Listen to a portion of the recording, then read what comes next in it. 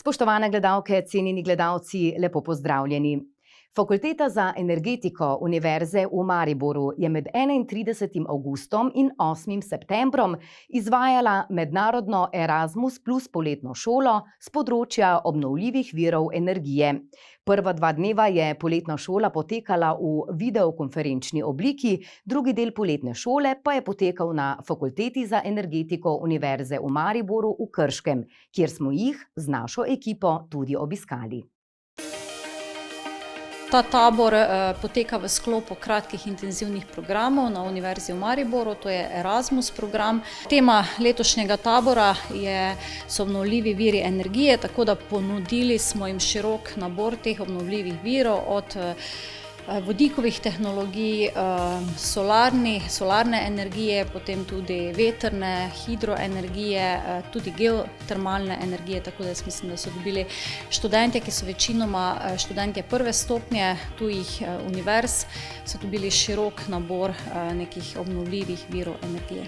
I'm really enjoying it because I do not have that much background in this department. However, after I came here, I'm learning a lot, and the attention to details, the way they're investing their time, how everything is organized, it's really amazing and it feels like home. They're taking really good care of us.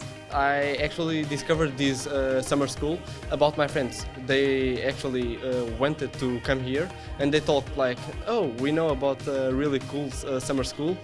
What about trying to come with us? And I was like, okay, let's go. And I came here knowing almost nothing about the summer school. I came just by curiosity.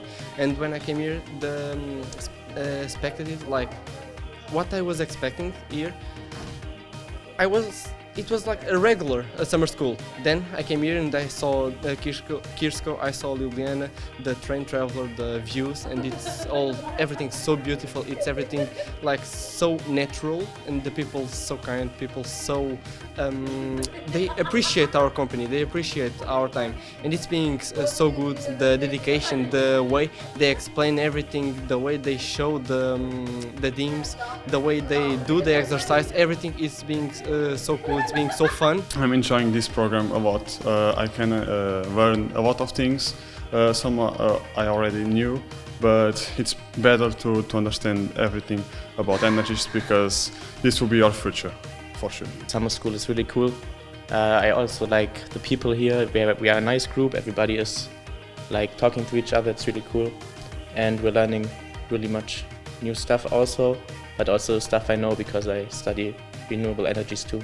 It's a beautiful opportunity to be part of this wonderful program that unifies young and talented scientists from all over Europe to come and learn one of the contemporary issues about our environment and energy. Because sustainable energy resources is the way forward for not just Europe, but for the whole world. And meeting the people here has been an exciting moment for me, because we share not just our disciplines, but also personal life and experiences from where they're coming from. So I thank the organizers for this well-thought plan, and the programming and the arrangement, everything has been so superb. It's not just about the learning, it's a lot of fun, education and exposure. It's my first time in Slovenia, and I hope that I'll have another opportunity to come again, because this is really a big one. Ja, danes je v bistvu dan vodikovih tehnologij, kjer smo dejansko predstavili tako, kako pridobivati vodik in seveda tudi gorivne celice oziroma kakšne druge motorje na vodikov pogon, tudi kako bi ta vodik porabljali dejansko. Še posebej študente je zanimalo, tukaj je prisotnih 28 študentov iz Evrope, jih je zanimala povezava vodika z jedrsko elektrarno ali pa termoelektrarno, se pravi masovno pridobivanje vodika. Seveda pa so jih zanimali tudi avtomobili na vodik z gorivnimi celicami. Tukaj se dogajajo v zadnjem letu ali pa v zadnjih nekaj let velike spremembe. Tako pojavlja se v zadnjih nekaj letih drastično povečanje števila vozil z gorivnimi celicami po svetu. Seveda pa pričakujemo še mnogo več vozil na gorivne celice širom Evrope. Torej, gorivne celice so neke vrste kogeneracijska enota, kjer lahko dejansko uporabljamo kot soproizvodnjo toplotne in električne energije. In seveda pričakujemo mnogo večjo uporabo vodika v naslednjih letih oziroma desetletjih.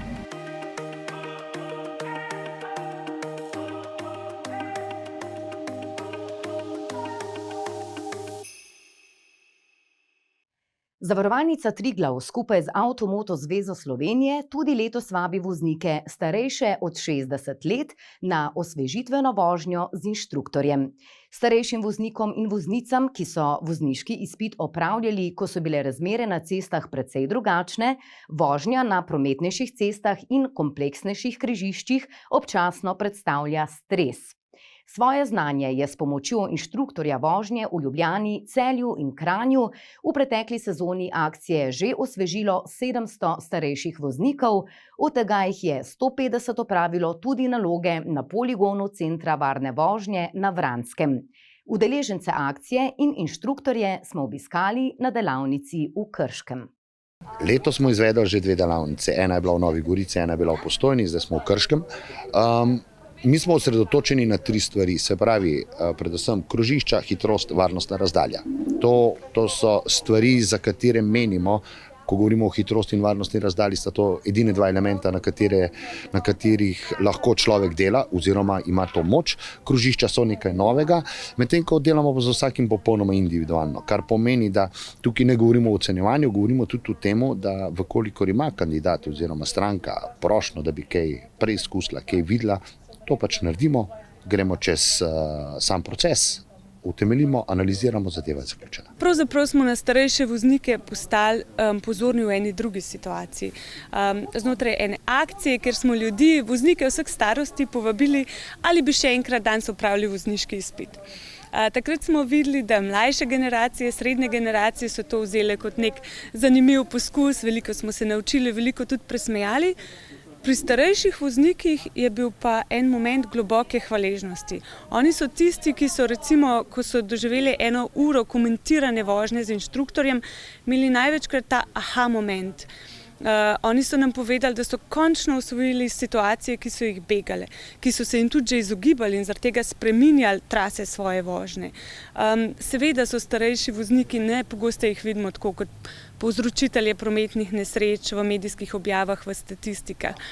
In takrat smo rekli, dajmo narediti en program, dajmo starejšim priložnost, da v svojem avtomobilu, na svojih cestah, tam, kjer najpogosteje vozijo vsak dan, imajo možnost, da individualno pogledajo svoje napake, pogledajo tiste situacije, ki jih begajo in jih zvadijo. Izpit so delali pred 40, 50, 60 leti, takrat se je res veliko spremenilo. Peša tudi njihova samozavest, ne samo vozniška kondicija. Zanimivo je, ko smo starejše voznike vprašali, kakšen imajo odnos do vožnje, jih je več kot 2/3 reklo, da jim samo to, da grejo voziti, predstavlja stres. Iskali smo več znanja za manj stresa in to smo s tem, da smo se osredotočili na ključne kategorije, ki so za starejše problem, tudi dosegli. Pravzaprav to zaradi neke radovednosti. Kako bo to izgledalo, pa da me na kaj upozorijo, ker je tako eno prepričanje, se mi zdi, da vsak šofer misli, jaz pa zelo dobro vozim, ampak recimo jaz, ko gledam pred mano voznike, ki vozijo, pa vidim, da neke stvari pač delajo, ki ne grejo. Tako da v bistvu pa v prvo mi gre za to, da bom pač recimo še boljš vozil v tem smislu. Avtocesta mogoče toliko, ker ravno zadnje sem šel proti Primorski in tam od Ljubljane proti dol je obupen promet. In recimo tega prometa nisem toliko vajen. Recimo na zadnje, ko sem bil dol na Primorskem, pa smo se pol vračali in pol je bilo desni pas, so bili sami tovornjaki, lev pas pa sami osebni. In pol je bilo še odspred taki, jaz rečem, pacienti, važno, da gre meni dobro in se pol počas pele, ampak tisto je malo tako stresno. V bistvu nimam takih izkušenj, ampak je šlo, predvsem previdno. Nisem, bom rekel, tak agresiven voznik. Me pa izzi kot taki se najdejo, ki pa pol res to neki počas, pa cincajo, pa tako, ampak pač taki smo, nismo vsi enaki. Krožišče je sigurno eden od elementov v prometu, ki je neka novost, čeprav že ni več novosti. Imamo že kar nekaj časa, ampak vsi tisti, ki so delali izpit 40-50 let nazaj, je bil že včasih semafor prej redkost, kot pa v vsakem križišču. Danes je pa to cestna džungla, kar pomeni, da promet je bistveno hitrejši. Ja, imamo nekaj novih pravil, s katerimi načeloma ali pa velikokrat niso niti seznanjeni. In dejstvo je, da ta nestrpnost vseh nas voznikov do njih ali pa do vseh ostalih ne povzroča še dodaten stres, zato ker niso sigurni, kaj počnejo.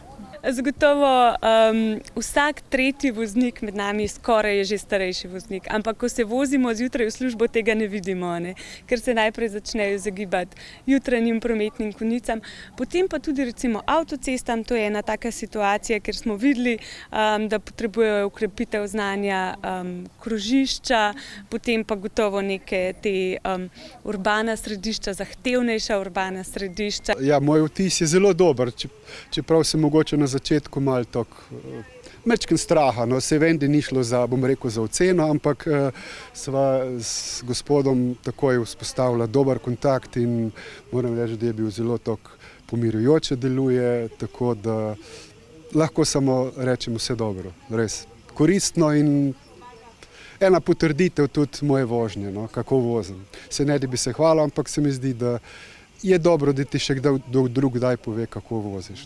Kot je sam gospod omenil, prav gotovo je naš namen, da mogoče skozi komunikacijo probamo vzpostaviti najprej zaupanje, da se lahko sproščeno zapeljemo po trasi, ki je namenjena z vsemi elementi, preko katerih želimo preverjati v sicer narekovajih rečeno znanje naših voznikov, izkušenih voznikov. Vendar, kar se gospoda tiče, jaz sem mu tudi izpostavil njegov bonton, absolutno poznavanje cestno-prometnih predpisov, hkrati pa tudi kot voznik, kot človek deluje kot nekdo, ki želi in sebi dobro v prvi vrsti, absolutno pa na cesti varnost tudi drugim. Kot redni udeleženec se vidi, da je zelo izkušen voznik in kot sem skozi pogovor zaznal, do sedaj varen voznik in to je tisto, kar želimo, da bi še naprej ostal vsekakor na slovenskem ali pa v drugem prostoru. Občina Sevnica je uspešno pridobila sredstva za izvedbo projekta po Jurkovih poteh, v sklopu katerega so načrtovane nove posodobitve infrastrukture v okolici Tončkovega doma na Lisci z nadgradnjo promocijskega koncepta destinacije Lisca. Podrobnejša predstavitev investicije s podpisom pogodbe je potekala prav danes, pa poglejmo. V tem projektu dobrih 213 tisoč smo pridobili od Ministrstva za gospodarstvo kot projektna nepovratna sredstva. S tem projektom pa izboljšamo okolico, ureditve okoli Tončkovega doma na sami Lisci. Sledimo sodobnemu trendu v smeri digitalizacije, dostopnosti, tudi e-kolesa, izboljšujemo pogoje za avtodome kot način obiska tudi na Lisci. Številne manjše ureditve v kombinaciji tudi z promocijskimi mehkimi vsebinami bodo zagotovo zelo pozitivno pripomogle k krepitvi destinacije Lisca. Hkrati pa je naša želja, da se nekako turizem ne izvaja zgolj tukaj na Lisci, ampak da se prerasporedi, razprši po širšem pogorju Lisce, tudi pohodništvo, planinarjenje. Nova plezalna pot oziroma plezalna stena, ki je nad Malim Podgorjem, bo zagotovo pripomogla, da se bo turizem in pohodništvo, planinarjenje širilo tudi v smeri proti Rudeniku. Naša želja pa je, da tudi se širi proti Lovrencu in Velikem Kozje. Lovrenc izredno dobro obiskujejo številni planinci nekako konec aprila, v začetku maja, kot Sveti Encijan. Cilj je, da na tej planinski točki nudimo kvalitetno ponudbo, res kvalitetno ponudbo turističnih storitev. Podjetje Komunala d.d. Sevnica, prijavili smo se na javni razpis naročnika, bili pri tem uspešni, danes podpisali pogodbo in se zavezali, da uredimo vsa tista dela, ki so predvidena po pogodbi in po popisu del do 14. avgusta naslednje leto. Čeprav glavnina teh del, ki bo najbolj vidnih, se pravi gradbeno ureditev te terase, ograje, nadstreški, vodne hiške, tobogani, glavnina teh del predvidevamo, da realiziramo še v letošnjem letu. Sigurno se bomo tukaj povezali z stroko, ki to obvlada, ki ima ideje, ki bi lahko še kakšen doprinos na tem področju naredila za prepoznavnost, za kakšen nov produkt na sami Lisci in bo na tem segmentu še zelo zanimivo. Največ vodenih ogledov je po mestu Sevnica z gradom. Ko pa pogledamo, katera točka je najbolj obiskana, pa lahko izpostavimo Lisco, zato ker tukaj se dogaja veliko dogodkov, kolesarskih dogodkov, zelo aktivni so padalci, veliko imamo pohodnikov, kolesarjev, tudi takšnih, ki se rekreativno ukvarjajo s športom čez celo leto. Delajo se tudi razni dogodki in prireditvi, že omenjene košnja na Lisci, 1. maj, najemnik zelo ponudbo poveča. Tako da število obiskovalcev na Lisci mislim, da je v vrhu. Kar se tiče pa ostale ponudbe, je pa zopet odvisno, ali gledamo, koliko je preko organiziranih skupin, preko turistične agencije, ali pa kot posamezniki prijajo marsikdaj tudi v Sevnico, ali pa na grad zgolj, da si ogledajo eno znamenitost, okusijo razne lokalne dobrine. Če jih beležimo, bi lahko rekla, da je tega obiska kar tam blizu 10 000. V mladinski šoli Avtomoto društva Krško brusijo nov diamant. Sven Cerjak, Šedma pri Senovem, je z odličnimi nastopi v zadnjih 2 letih v konkurenci voznikov na 250 kubičnih motorjih dokazal, da gre na njega še kako računati v prihodnje. Obiskali smo ga na štadionu Matije Gubca v Krškem. Ja, moja želja je bila zmeraj nekaj v povezavi z motorjem, nekaj, ko bo hitrost, adrenalin. Pa me pa pač en dan opisal, sem šel probat, mi je ratalo takoj všeč. Ja, pa se je začel. Jaz sem Sven Cerjak, prihajam iz Šedma, star sem 14 let, vozim od 6. leta. Ja, pri 6. letu me je Azij upisal v speedway šolo, kupil mi je en manjši motor, mini moto, pa mi je tis vratu, kmalu mi je vratu prepočasen. Smo kupila enega KTM 50 kubičnega, z njem sem pol treniral do 8. leta, pa sem šel pa na ta motor z 8. letom, pa z njem sem pol treniral do 12. z 12. letom sem šel pa pol na prvo tekmo. Na vsakih 200 krogov je treba delati celoten servis mašine, sajta se tudi kar veliko porabi, recimo v torek je trening, v sredo peremo, v četrtek je spet trening, pa spet do ponedeljka treba oprati. Vmes med vikendom so mogoče kakšna tekma, ja, gre kar časa.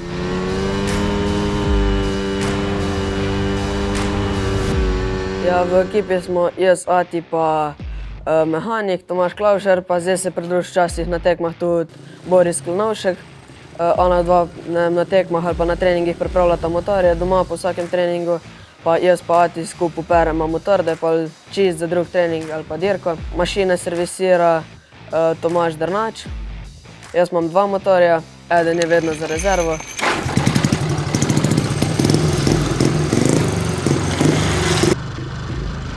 Ja, 2-krat na teden jih imam. Ko pridemo, se jaz ponovadi pri treningu oziroma gledam stezo, kakva je, kje so najboljše pozicije za voz. Medtem Ati pa mehanik pripravita motor. Pa se grem jaz preobleči v opremo. Se preoblečemo v opremo in pa grem gor. Probam prvo par krogov počasa, da vidim stezo, pa treniram, probam najti kakšne nove izkušnje, iščemo najboljše nastavitve za motor, probam biti čim hitrejši.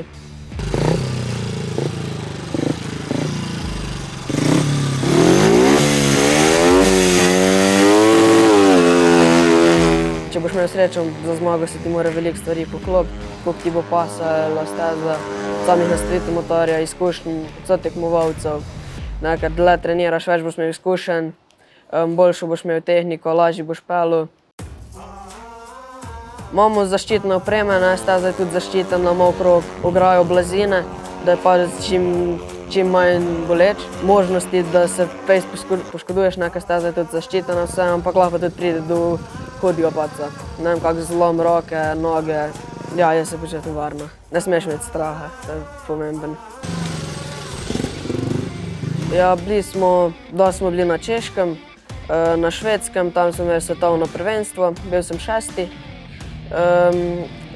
Poljska, Bydgoszcz, pa Praga. V Pragi so bile kvalifikacije, sem bil 3. Pol naprej je bila pa Poljska, Bydgoszcz, je šlo pa za Evropsko prvenstvo parov, tam smo bili pa v skupnem na 4. mestu. Zdaj do konca mislim, da imam še 5 dirk, Madžarska, Krško, pa še zaključna tekma v Češkem, to mi je nekako še najbolj pomembna Češka, mislim, dirka, ki se gre za državnega prvaka.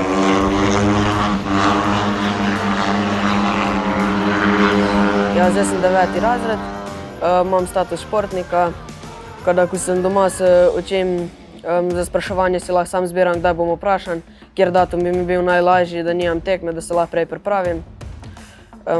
Drugače, ja, zdaj imam 2-krat na teden trening, ko nimam se ponavadi učim, pripravljam. Pa da ja, gre nekako, malo je težji, ampak bo.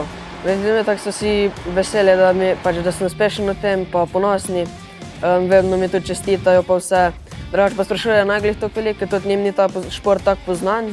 Ne spoznajo se tako fest na to, tako da se ne pogovarjamo glede o tem, ampak ko pridem iz tekme, mi vedno čestitajo. Me malo vprašajo, koliko je bilo na tekmi.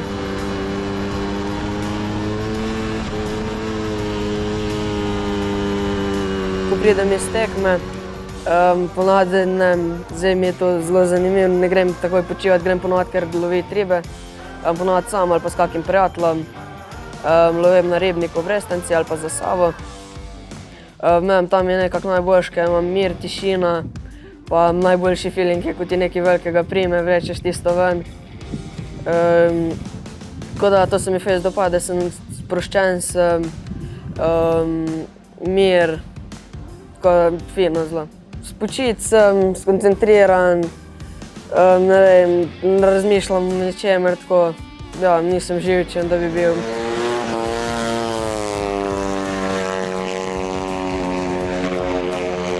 Zdaj že skoraj kot del življenja. Zdaj, da bi mogel nehati, si sploh ne predstavljam, bi mi bil po mojem preveč dolg cajt vse. Tako da, ja, ne vem, kar dosti imam potovanj, tako da zdaj res imam to že kot del življenja. Mi je prišli že v navado.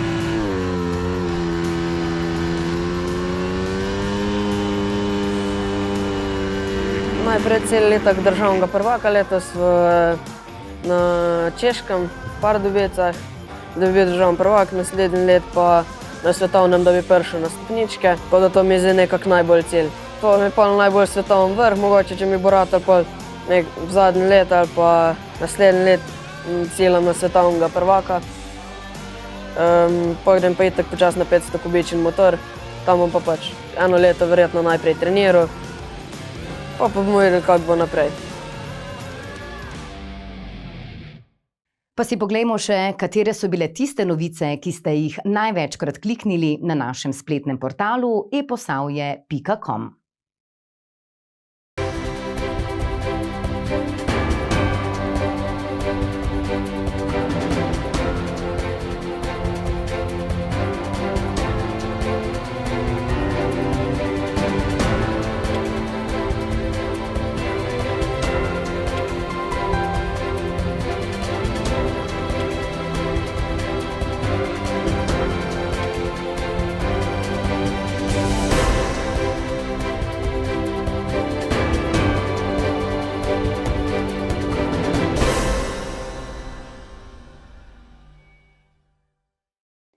To je vse, kar smo vam pripravili tokrat, sledimo dogodkom in se gledamo ponovno prihodnji teden. Hvala za vašo pozornost in lep pozdrav!